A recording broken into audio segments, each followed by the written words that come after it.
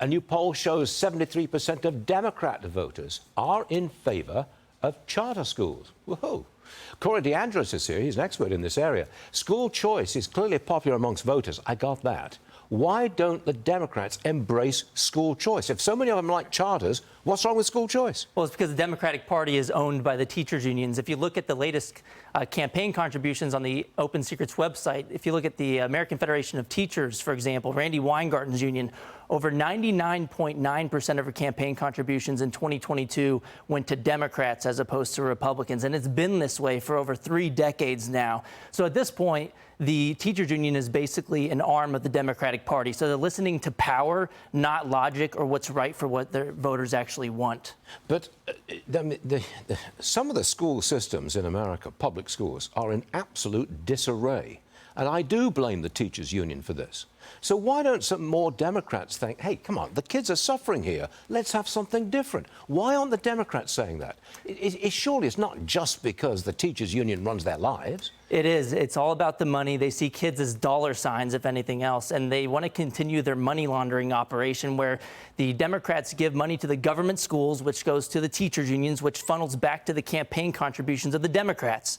It's a complex money laundering operation, and the only way to fix this power imbalance between the school districts and the parents is to empower families with school choice, allow the funding to follow the child, and defund these teachers unions that hate kids and want to keep secrets from parents. Up until the early 1960s, public schools were not unionized.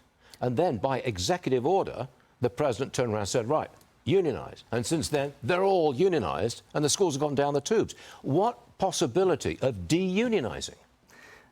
Yeah, I mean, look, the NEA, the largest teachers union in the country, also the largest labor union in the country, has a federal charter. Why does any union have a federal charter? So we should run legislation to strip the NEA of their federal charter.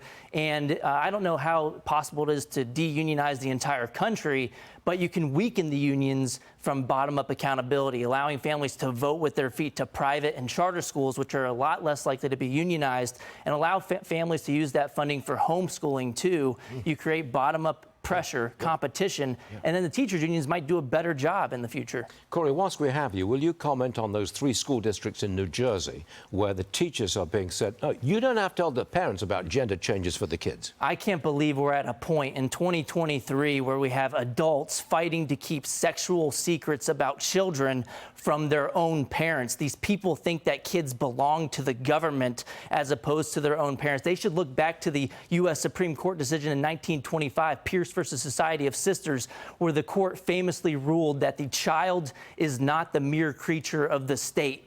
These socialists should figure out and remember those wise words from the court back in 1925. It's the activist teachers that are doing this, isn't it? Well, it's the teachers union bosses like Randy Weingarten who make over $500,000 a year. If you look at the rank and file members, they're actually pretty ideologically split. But when you look at the campaign contributions, all goes to Democrats. You look at their leadership, they're trying to teach teachers to be activists as opposed to just educating kids. I don't blame the rank and file members as much as I do the union bosses like Randy Weingarten of the AFT and Becky Pringle of the NEA. Well, Corey, you've got a good story to tell, and we're glad you're telling it on this program. We do appreciate it. Always come and see us again soon. All right. Thank you so much.